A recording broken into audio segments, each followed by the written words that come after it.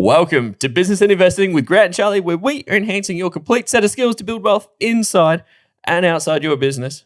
Now, Charlie, business owners, we kind of know the value of email marketing.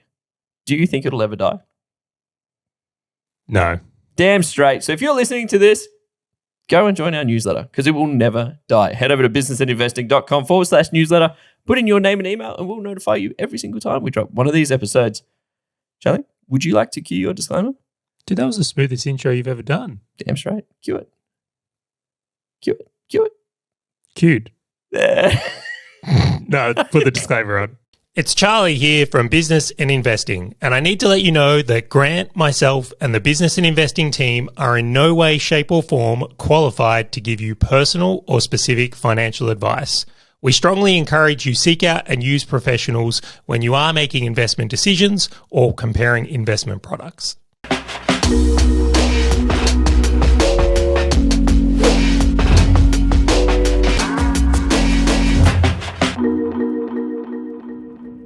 All right, Grant, we're doing some Q&A today. One of my favorite types of episodes. Do you enjoy the Q&A? I was going to say, do you reckon we could just turn all episodes into Q&A?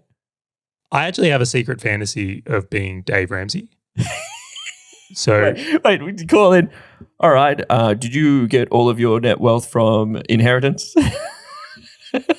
Well, that's being real. The reason we do it as Q&A is I'm not confident enough we'd get enough call-ins at this point.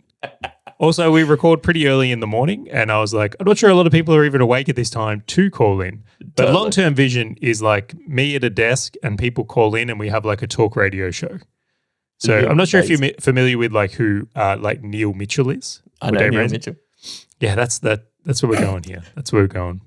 Now, not that this episode is going off course already, but big thank you to everyone who actually sent in questions. So as this show keeps growing, every time we put a call out for questions in, we get a lot more questions now. Yep. I'm just going to tell a little like truth. The first Q&A, we actually just got questions from a Facebook group. I mean, they were real emails I got and real questions. Whoops. Wait, us being the only subscribers to our own newsletter, did it get you Okay, I think that is authentic then. Continue. Yeah, well, you got to start the trend right, but now they're legit. They're coming in volume. So thank you to everyone that does. Now, as a refresher, if you do want to submit a question for the show, there's 3 ways to do it. You can email me at charlie@businessandinvesting.com. That is the email I use. If you send something in, I will add it to our list. 2, if you're on the email newsletter list, which if you're not by now after these fantastic introductions, I'll be disappointed. Reply to an email, let me know. I'd love to get some more people on the list and also get them subscribing. And then number 3 is in the Facebook group, which again, a lot of really fun conversations have been happening over there in recent times. So a great way to enjoy with our community around the show. Today though, first question, we're going to dive straight into it, Grant. Let's do it. Question 1, is dropshipping dead? And a part 2 to this that may or may not have come from the question itself. I might have added this or tweaked it. Okay. If Grant or Charlie were to start a dropshipping business today, how would you approach it? All right, so I'll set some context before I kick this over. So dropshipping, for those who aren't familiar with it, is when you set up an e-commerce store online and you do sell products, except instead of fulfilling the orders yourself, you would have someone else fulfill them and ship them direct to the customer. So why do people do this? Is you don't have to have a warehouse or a whole heap of stock. Is really popular. And then the other one, it's very popular in like the side hustle culture because it's not something it's something you can do at night. Yep. It's a very, very interesting thing. Now, Grant, I know this for me. I'm not certain about you on this one. I actually had a dropshipping business at one point. Well, what were you dropshipping? So I was dropshipping men's hair loss products on eBay. Oh, get out. Hang on. Like the Rogaine and stuff? I was the biggest seller of Rogaine in Australia at one point. I feel as though I bought Rogaine from you once, and I feel like it wasn't real Rogaine. Look, if you've got product issues, you can take it up with the supplier, right? I don't know nothing about that. The irony being is I've started losing my hair much later in life, and I'm like, is this the product coming back to bite you in the ass? I had luscious thick hair at the time when I was selling it as well, which is just hilarious irony. Greatest product model ever. Huge. Have you danced in this camp? I feel like a lot of internet marketers that got online when we did, this was like a thing you did. Charlie, can you really call yourself an internet marketer unless you had a dropshipping business? Honestly. No. And if you haven't taken your laptop to the beach and gotten sand in it and been like, this is a terrible idea, why do they put that in the photos? Taking a photo. Yeah. Then you're not really an internet marketer. Dude, totally. I did this. I know 4 main ones that like lasted the longest period. And I know that there were others that I brought in. And I can tell you the 4 sort of main ones that I had. So I had a dropshipping website for the plastics that go on the outside of motorcycles, which are called fairings. And I actually had 2 websites for that, by the way. I had gun safes and like gun accessories. I had cots and kids things, like baby cots and stuff like that. And then I had like the big one was like dog kennels, chicken coops, etc. So my main question here is, being you had these businesses and I did as well, why did you get out of it? If it's such a good business, Grant, why did you move on? So I closed 3 of them and then sold the 4th one. Easy, I can answer this. So the challenge that you've got is you get squeezed. So 2 of them I closed because my supplier went to all of the avenues that I was selling through and just cut me out because I was just doing arbitrage. I was just buying it for $100, selling it for $120, keeping the difference until they figured out how to do SEO. And then they squeezed me out. And I'm like, whoa, I got one trick and now I'm completely squeezed out. And then the other one I just sold out of. Like we were still making margin, but the margins were getting squeezed. Revenue was slightly tanking, kind of very plateau by the end. And so we just ended up selling it to a competitor who wasn't a dropshipper, who had his own warehouses and stuff. And so that's exactly why I got out. I'm like, I either got squeezed out or the margins got compressed. And like the only option I had was to really sell it. Like it was never going to be make me a lot of money. This is only my experience and opinion. I'm not going to say this is fact. But for me, the reason I got out of it was much the same as you, is that the margin got squeezed heavily. And then I found a better deal actually buying in bulk. So as that margin got squeezed, I would go, do you know what? I can buy this 30% cheaper, making numbers up, but why not? If I buy it in bulk from the supplier, and then I can make more more profit per transaction. And I feel like a lot of people got onto that as well, where it just becomes less and less unviable. And did you experience this challenge as well? As like, let's say your margin really gets under 10%, which for a lot of people it does. Mine did. Yep. If Australia Post lose 1 item, you've got to sell 10 to make it up if you have to buy another item to send to the person.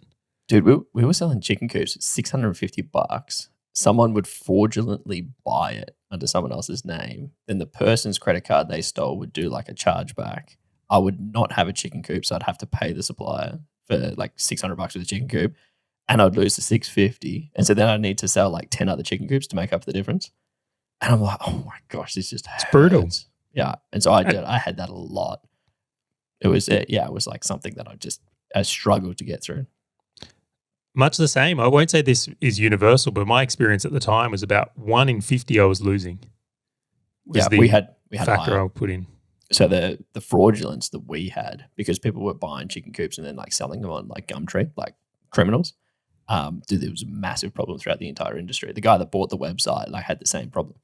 What a unique problem! I would not expect in chicken coops. Yeah, dude, because they were like $650, so they bought it with someone else's credit card and then they'll throw it up on Gumtree. So for like $200, it was just a smooth move on $200. I bought this and I didn't want it. It's still a brand new in box, and it's you wouldn't even question it, right? Nope. Ain't no one going to question that you've stolen it. So interesting. Yeah. So we're unpacking some of the downsides. So binary answer, is dropshipping dead? I'd love to say no, but it should be. It's like, but it's not dead, right? Because there are still so many opportunities for people to get in. I just think that the key thing that people need to understand getting into dropshipping is that it's finite. It's almost like you go into something to make a payday, but knowing that it's not going to be around for a very long period of time, right? And so it's like, cool, I have a unique advantage to sell these things for the next 12 months, 24 months before someone comes in and like compresses my margin or sweeps me out, or whatever deal I've got disappears. And that's all it is. It's like a flash in the pan. Much to your point on that, I think if you are going to be in dropshipping, you really have to be aware of like always chasing the hot product, because when a new product comes, that's when there is margin. Totally. And then it kind of shrinks over time as it becomes more competitive or the supply gets into it. So I've seen both of those, or experienced a little bit of that as well myself. Did you ever see the YouTube ad of like buying the drop shipping business of buying the wolf mug and how much the money they made. And just coincidentally, it was like when Game of Thrones was massive. And it was like, this is how you're going to make a fortune. And I'm like, dude, it's only because of Game of Thrones. Like, I guarantee you ain't selling no wolf mugs now. There's always that one guy that he hit a trend and he thinks it's going to last forever. And he didn't long play it. Lightsabers when Star Wars came back, man. Like, I've seen it so much. And I've met the business owners as well. And I'm like, oh my gosh. How do you feel about this though? Is drop shipping a good business for someone who's, let's say someone's newer in business? Is this a good place for them to cut their teeth and learn some skills? I think it is, especially now with like Shopify. So like you're spending $50, $100 a month on subscription. You can run some ads. Like the risk that you have is minimal compared to like I was looking at buying a shipping container full of chicken coops at $50,000. And I'm like, you can set up a website through Shopify, you can set up products and you can sell it or advertise it through whatever avenue your unique marketing avenue is with a couple $100 or a couple of $1,000. And I'm like, and then you can cut your teeth on something versus trying to set up a product and design a product and manufacture a product for 5 years before you go get it in front of someone and learn how to market after you've spent a fortune. I think it's a great place for people to cut their teeth. I recommend it. Interesting. I'm not sure I do. Why is that? I think it's a great place to learn skills. I will give it that. I think it's better than doing nothing. Agreed. But I just think the upside potential is too low. It might be a great place to learn skills, but like who's, in my view, and we'll get into how we would do it today, but it wouldn't be as like a side hustle venture. I know I can perceive how you would do it today, and I know it isn't something that's achievable for someone who's trying to do this while working a 9 to 5. But the point being is I don't see enough upside in these types of drop shipping businesses where I would recommend it, because if someone's doing this as a side hustle or their entry point, they're likely doing it because they want a bigger financial reward. Totally. And I just think, well, you're going to learn all these drop shipping skills and all this stuff into it has value, but it's like versus other opportunities. I just couldn't recommend it. I think there's better plays and things that probably have much more longevity. See, I get your point, but I'm like, man, sales and marketing in business is so powerful. And this is almost like a business model that forces you to learn how to sell and market. Yeah, so that's where I say affiliate marketing is a better opportunity. No, I could see that. I could totally see affiliate marketing can be, but even that is just like drop shipping a different product. But no, I get you. All right, so let's go to the second part of this question then, which I think is quite important. If you were going to start a drop shipping business today, how would you approach it? I'm gonna ask you a quick question. Have you ever thought about reopening another one? Yeah, I have, and that's why I was like, I'm so eager to answer this question because like I've practically got a plan mapped out. Have you? So after I sold out and after I closed the other ones, I'm like, I replayed back going, what would I do as a dropshipping business? And here is what I represented. I'm like, all I need is a product that can't be damaged through shipping, because we had so many products damaged like crazy, and they're so expensive. That sucked as well, right? It was horrendous. And so I'm like, cool, I need something that can't get damaged, or is probability of it getting damaged is quite low. I'm like, I need it to be able to be shipped in like, the letter-sized envelopes, like in a letter-sized envelope. And like it has to fit in there. And I have to be able to have some way to support it within the country that I'm shipping to. So let's just say, imagine I'm selling things just to Australia. I would need to be able to make sure I could ship it around Australia for like a couple of bucks. Now, it doesn't sound like drop shipping if you're already thinking about shipping, right? Shipping's on the drop side of it. Hear me on the other side. Because then if I find those products and find someone else who's selling those types of products, then it's easy for me to set up a brand, set up a website, sell it, take the arbitrage. So I buy it for $10 and sell it for 15, for example. But then when they start trying to do margin compression, I can extract it out and do it myself. Oh, so you're building in a risk mitigator to like, you want to work in a niche where you can work out the marketing and sales and then potentially take it in-house to expand margin. Do you know what? If you were going to approach it in that way, I reversed my comment earlier about like, would I do drop shipping? Because maybe drop shipping would be the way to establish your niche or know a market you can play in. And then the end game of this is you're making your own products. Completely. So you essentially what you're doing is you're allowing other people to allow you to find the good product market fit. you're then taking the feedback and insights from your customers to find out what you would tweak and improve on the product. And then, and it will always happen, margin compression will happen, but you know that I can warehouse this thing, I can ship this thing, I can do all of it no matter what. So I was like, cool, man, compress my margins, no worries. I got my backup plan. All you're doing is you're stacking my bank account so that I can go and buy my stock myself. Any thoughts or views around niching if you were going to go this approach? Because I know this is the big thing in drop shipping is like you got to find some avenues where you potentially have a bit of a blue ocean. Yeah. Now, just to describe this, like the side of a drop shipping business that's pretty difficult is actually traffic. So whether it's ads or SEO, the more competitive the space you play in, the harder it is, and the more players you're playing against. Any thoughts or considerations around this? Totally. So I would want something that is a bit of a higher price point. So I'd love it if I could find a product that was like $50, $100, fit it in an envelope, and I can ship it off. I'm happy with it. So then my brain goes, what niches do they exist in? And it's like babies, weddings, and like maybe some corporate stuff. Right. So I'm like, cool.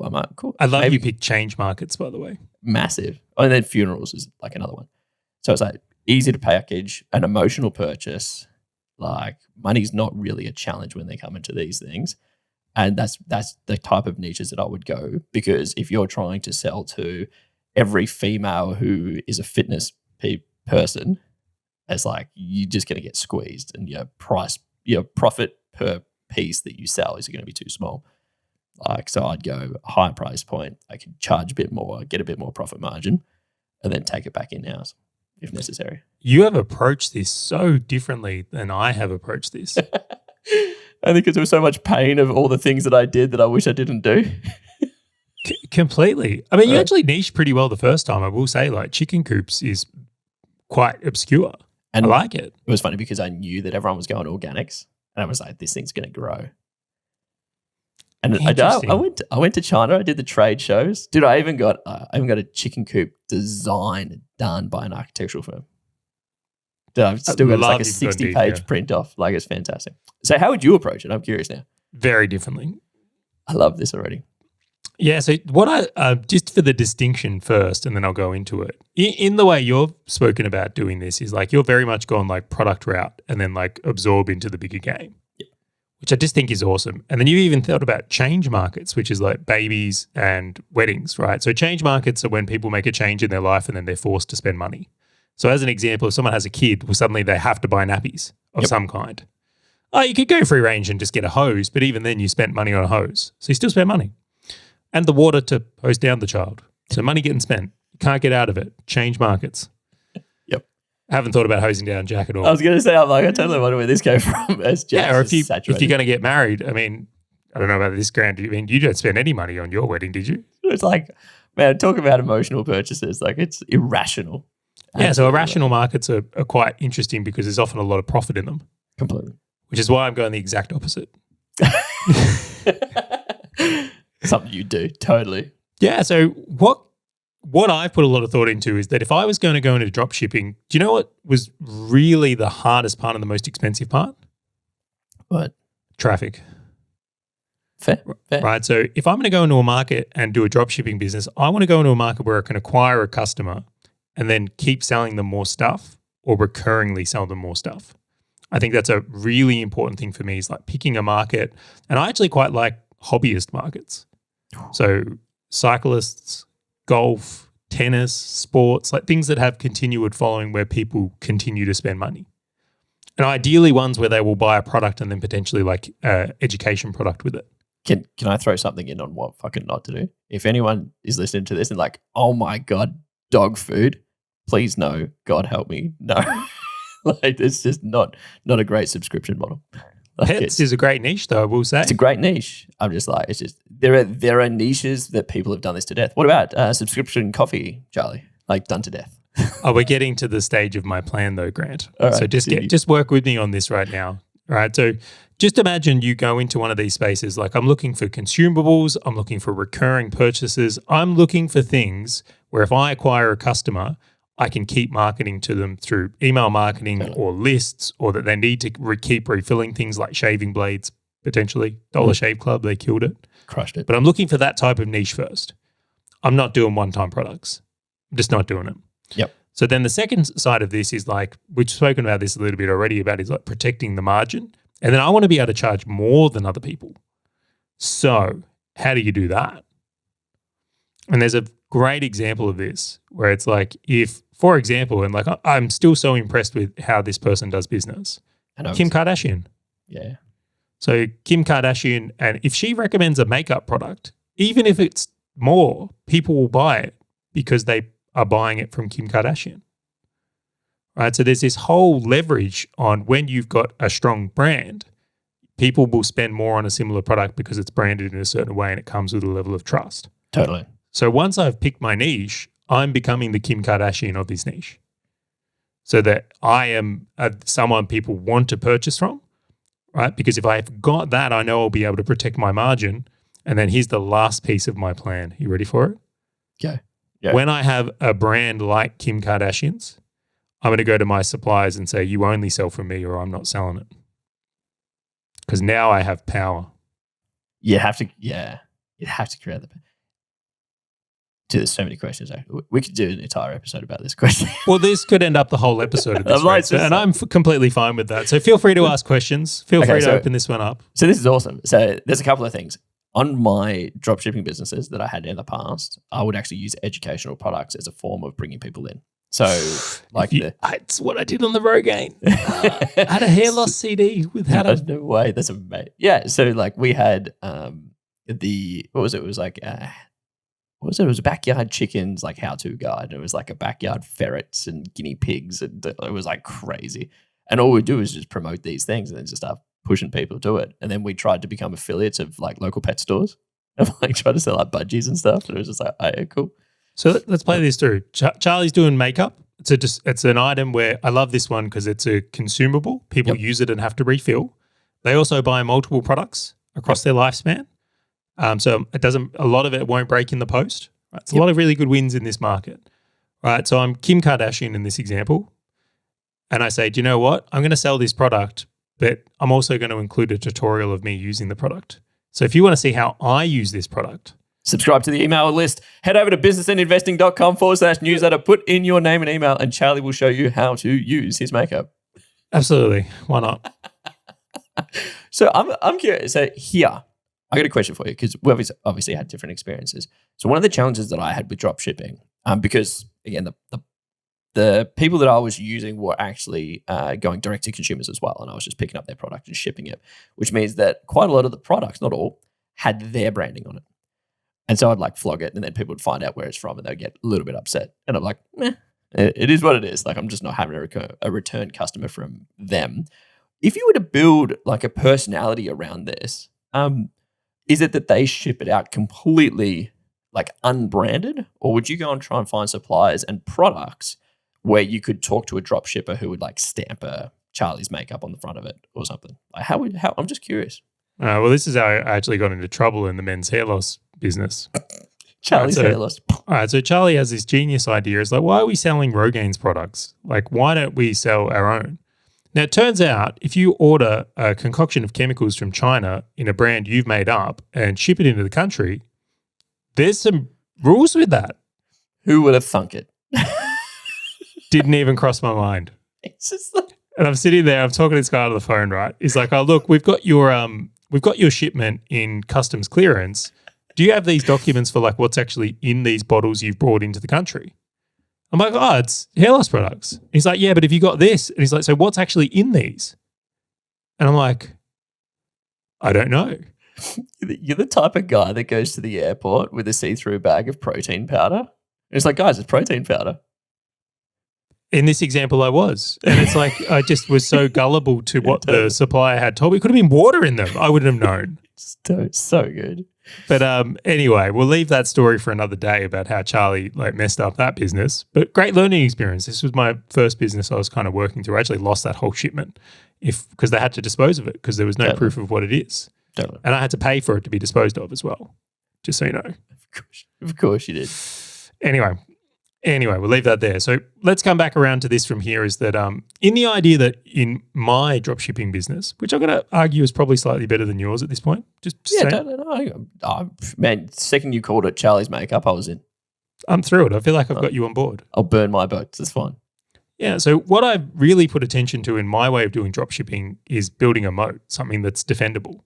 So in my idea, even if my supplier is selling to the market and I'm selling to the market and we've both got the same brand, people are still going to buy from me and they're still going to want my tutorial in this example. So I'm less concerned about that, but this is where the power plays come through it. So think, real here, if Kim Kardashian went to Maybelline, it's like, I want you to buy Kim on this, they probably would. Totally. Right? So it's like I look towards some of those things, and I can't speak for Maybelline. Obviously, that's a speculation. But when you have brand power, people are willing to do things that they won't do from other people, and now you're building something of strength. And then there's always the idea of that if you're selling someone's product and they start to push back, I'll get it from somewhere else. Yeah. The only experience that I had, so I completely get, like, the only thing that I had was customers getting real pissy when they would buy something from me for $650 and then find out they can get it for $550 direct from someone else because it was the name that sat on the box. And they're just like, completely, you've got no power. Yeah. And so then my repeat customers were just like, no, we're just going to go to the other side. Because funnily enough, they got better customer support because they'd have to go through us to get to them, to come back to us, to get back out to them and everything. So hear me out on this. Imagine that we blended. Imagine that you and I created the dropshipping powerhouse. Yeah, well, I'm actually like, what are we doing right now? We should actually end this podcast and start this because you're thinking on the back end of things and eventually being able to do your own products. Totally. And I'm like, that's a way better idea. Totally. But and instead of me doing affiliate sales, like you actually going, let's go and sell some educational products and let's go, like, upsells are killer and the subscription model is fantastic. I've seen people do that. I've seen people do it horrifically as well, where they were like so dependent upon subscription. I'm just tanked. But their one-offs was great. So I think it's funny how biases have kicked in here, that I've gone completely marketing and sales focused and you've gone completely product focused. It's like the greatest summary of who you and I are. It's like, oh yeah, just lean into your channel. This is great. But it's funny because my brain also goes straight to like SEO, which is just like ranking. I'm like, I wonder where some products are that I could just decimate. I'm like, I'm sure I could do like baby christening bracelets or like baptism bracelets. See, I really don't like that stuff anymore though. No, I don't. So just to throw this into the thinking that I think is important to voice for this audience, I really don't like SEO or people who use Google search ads in that style of way because I just feel like it's not defendable. It's definitely not. No chance. And the costs of those things have gone up exorbitantly over time and I don't see that it's going to slow down. Yeah. Like I can't, for example, do you think it's going to get easier to rank for Mortgage Broker Melbourne? Or like, yeah, health insurance. No, it's like it's so expensive and so challenging, especially with established brands in there. Like it's difficult. Yeah. So when I look towards those things, I'm almost dismissing them now because it's like if you get into that camp and become dependent on it, well, now you got to spend money on defending it. Totally. Would you try and be the face of the business or would you try and get someone else? I think it depends on the niche. Yeah. And the person who's running the business, in my opinion. Yeah, completely. So, I mean, in makeup, I don't know, I might actually do all right in makeup because it's so far off brand that it's obscure, it might get attention. You become like the Stan Smith. See what I mean? Like, that might actually work because it's so bad. But then on the other side of things, it's like if I was able to employ someone of the talents like Kim Kardashian or ambassadors or something like that, then of course that would be a much stronger fit. I actually don't mind. I totally reckon we could blend and crush because I like your subscription. I could totally see some subscription plays. Well, I'll go further than this. When you think about hobbyists, what if you were to get into a hobby you knew? So if you're a cyclist and you got into cycling, is it really a stretch for you to be the face of your brand? You know the products, have an understanding of things. You could make video reviews of how to use it. And tons of YouTubers, this has been the whole, start a passion business type thing. So if you had that type of product knowledge, a severe advantage as well. Or looking at what we're both having a lot of fun with at the moment, which is golf. Yeah.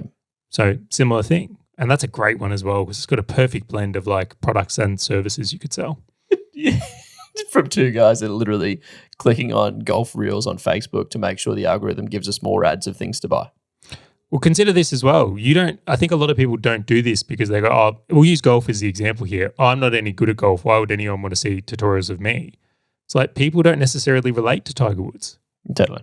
So they relate to people that are beginners or intermediates, and like often that can be your avenue as being relatable. I like that. I would actually lean towards if someone was listening to this saying, okay, I'm down with the drop shipping. I think there's a couple of key points. Do you reckon I can summarize some? Go for it. All right, sweet. I think to your point, I think one of the key elements is to ensure that you have the ability to market and create your own moat, right? And I think if your concept of marketing is, there's not as many people ranking on Google, or maybe there's some paid ads I can throw up somewhere, like think a little bit further, think a little bit long term, because that's when you're going to get squeezed out. Like, so to your point about how do you go and create a brand, I think it's key. And it actually leads me to the second one, which is I would lean in and say, if you can't be the brand yourself, at least to get this thing started, maybe second question what you're going to do. Access to ambassadors would be okay as well. I'm completely cool with that. So just consider this right now. Did Kim Kardashian's siblings do all right? No, I know, but I'm like, how many people have that? Like as an 80-20. I think that is severely misrepresented, and I'll tell you why. Yeah, go. Do you know what's really funny in the cycling niche, which is a niche I know very well? Do you know how many high-performing cyclists there are out there with like Instagram followings that make no money? That is fair. It's probably similar with golf, where we know some really good golfers that have a decent following that aren't utilizing it. Yeah, so if you're in some of these niches, like because they're passionate in doing anyway, cooking, another great one. That's fair. Man, how much cooking content do I make and blast on Instagram? How Yeah. is someone not trying to monetize this right now is the real question. But anyway. Just throw it out there. I'm still surprised Lululemon hasn't knocked on our door, by the way. Just saying. If they weren't the most profitable store by square footage, maybe we'd get there. But anyway, point being is that's the consideration. So Yeah. I really do think there's a lot more access to ambassadors. Obviously, we're not talking Kim Kardashian level, but if you're playing in one of these smaller niches, tons of opportunity. No, fair. Tons. No, I support it. My third one is coming in. I like your concept around like I know I'm going to make my third one, the ability to transfer it back in-house. So if you're using somebody else to drop ship, I'm like, you just need to make sure you have the ability to pivot and do it yourself. And so the smaller products is what I've found to be easier. So like your example of makeup, fantastic. Like I love that. Then the fourth one, which is yours, is there an ability to put some kind of subscription or even some kind of upsell? Like how do you increase? Some kind of repeat sale. There has to be a way to make multiple sales to the same customer. Otherwise you end up in that traffic game, Totally. which is just not the game. How many things have you seen now where you buy the thing for like $500 and it's like $10 a month after? Like the Aura ring did that, where it's like buy the ring for a couple $100 and then it's like $10 a month. The Whoop did the same thing, where they're just trying to pivot to that subscription model of going like, here it is, pay for it. And then in order to keep getting the benefits, you just have to pay per month. Yeah, so I'm just going to put an interesting spin on that. I think people view these things the wrong way at times. Like, I'm going to put it out there. If someone can keep selling me products that are going to help me achieve a result, do it. Mm. Like, I think too often as business owners, we're like, oh, can we offer them something else? Like, Grant, you and I, again, we'll keep bringing up golf now. Why not? We're both into golf. If someone can market us golfing products that will make our golf experience better, will we buy them?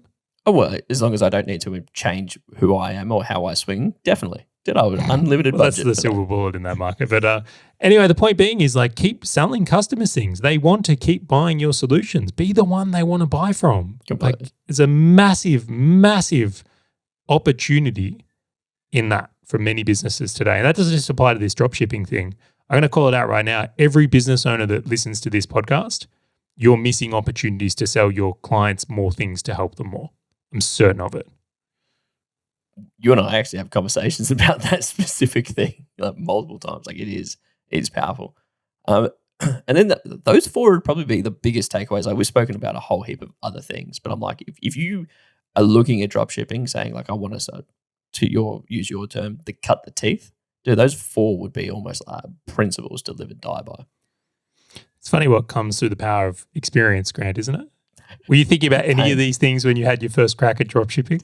Dude, no one was talking about it. Hey, Man, this is probably the greatest dropshipping course ever in 30 minutes.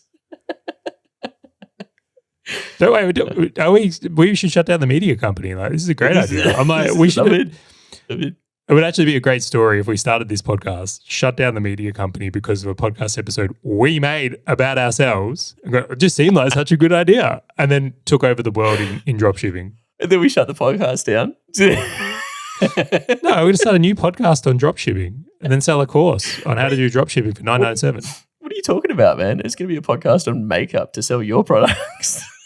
Get people in. Man, I'll become an expert. Don't worry about it. Watch me. I know all about foundation and whatever other stuff girls use. Brilliant. I feel like we should wrap this episode I was going to say, did you want to do a second? No. Oh, good. For anyone who's listening to this, if you're like, holy moly, you guys are pretty good at breaking down business models and had a lot of experience, I'll put it out there. I don't think anyone was thinking that. I don't know where that came from. You were looking for a finisher and it just didn't get there. I was trying for a pivot into dude, you don't want to be someone that likes your own posts, right? No one likes that guy. Maybe that's why people don't like me, Charlie. Well, anyway, I like my own post. I like our email newsletter. If you want to join, head over to businessandinvesting.com/newsletter. Put in your name and email, and I might send out an email one of these days. I have done some in the past. Just want to say thank you very much, Charlie. This is an awesome, hilarious episode. Now you're saying your own episode is awesome. We're going to calm this down, right? Calm this down. Let the audience decide. Let's finish this one. Catch you on the next episode.